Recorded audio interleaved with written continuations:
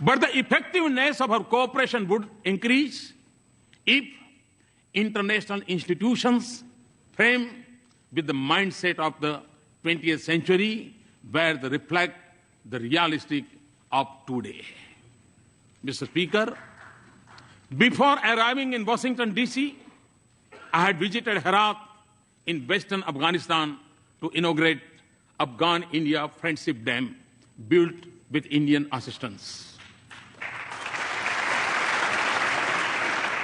I was also there on the Christmas Day last year to dedicate to that proud nation, its parliament, a testimony to our democratic ties.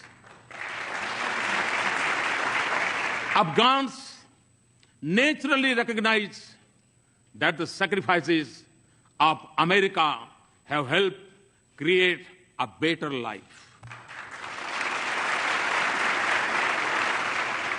But your contribution in keeping the region safe and secure is deeply appreciated by even beyond. And India too has made an enormous contribution and sacrifices to support our friendship with Afghan people. A commitment to rebuild a peaceful and stable and prosperous Afghanistan is our shared objective. Yet, distinguished members, not just in Afghanistan, but elsewhere in South Asia and globally, terrorism remains the biggest threat. In the territory stretching from west of India's border up to Africa, it may go by different names, from Lashkar-e-Taiba to Taliban to ISIS, but its philosophy is common, of hate, murder, and violence.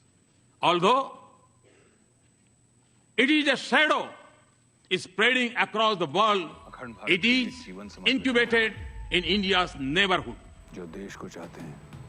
I commend the members of the U.S. Congress for sending a clear message to those who preach and practice terrorism for political gains.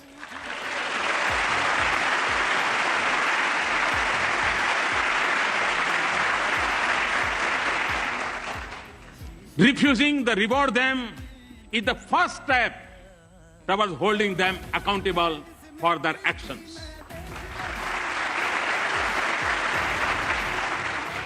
The fight against terrorism has to be fought at many levels, and the traditional tools of military intelligence or diplomacy alone would not be able to win this fight. Mr. Speaker, we have both lost civilians and soldiers in combating terrorism. The need of the hour is for us to deepen our security cooperation and base it on a policy that isolates those who harbor, support, and sponsor terrorists.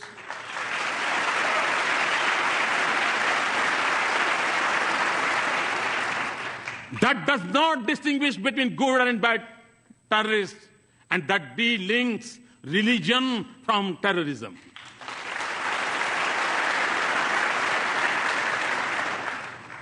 Also, for us to succeed, those who believe in humanity must come together to fight for it as one and speak against this menace in one voice.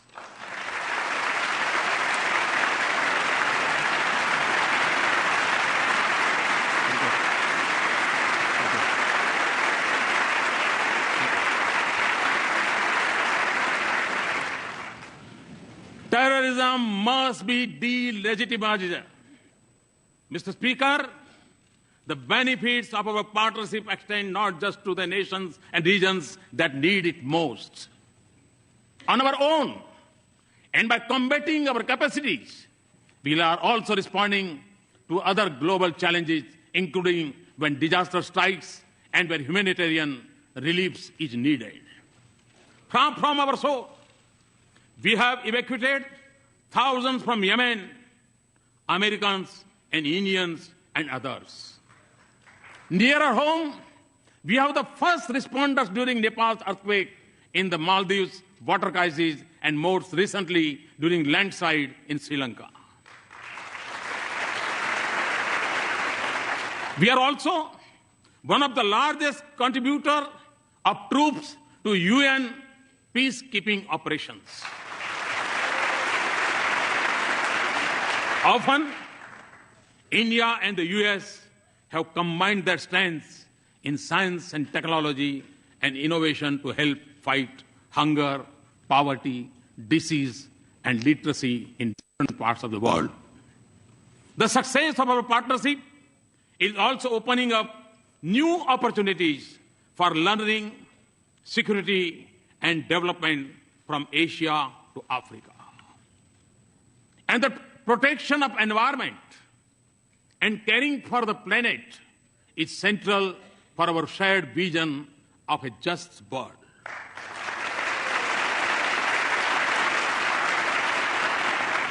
For us in India, to live in harmony with Mother Earth is a part of our ancient belief.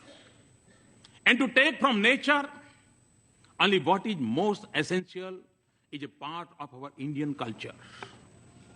Our partnership, therefore, aims to balance responsibilities with capabilities. And it also focuses on new ways to increase the availability and use of renewable energy.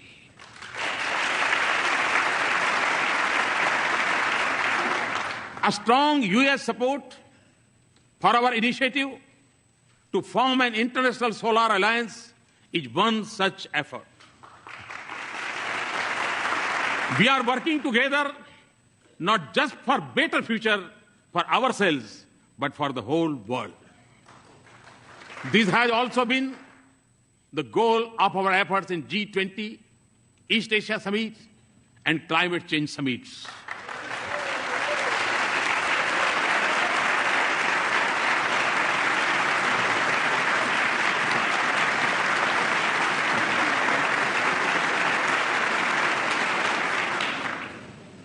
Mr. Speaker, as we deepen our partnership, there will be times when we would have differing perspectives.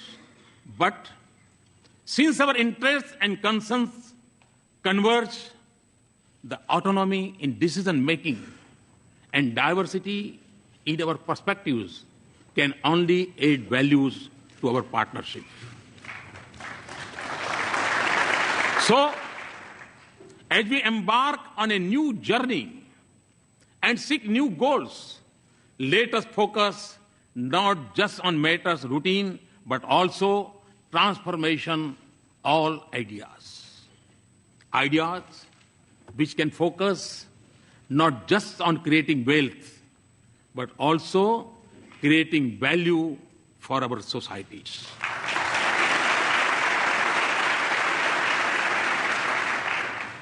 Not just on immediate gains, but also long-term benefits.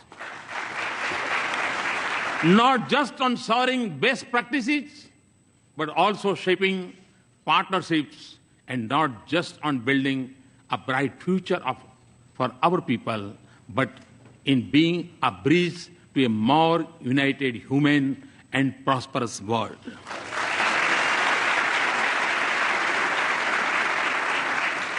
And important for the success of this journey would be a need to view it with new eyes and new sensitivities.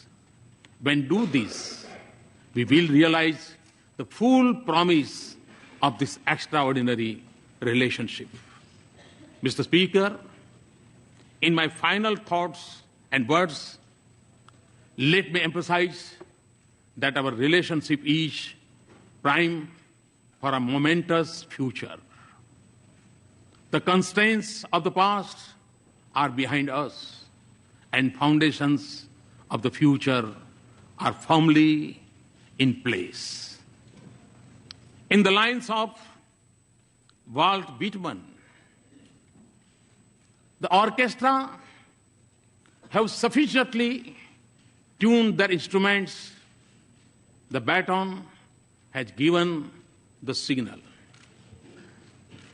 And to that, if I might add, there is a new symphony in play.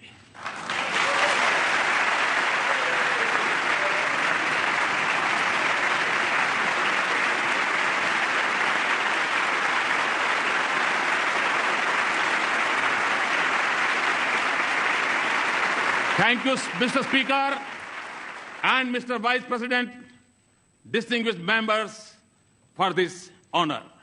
Thank you very much. Thanks a lot.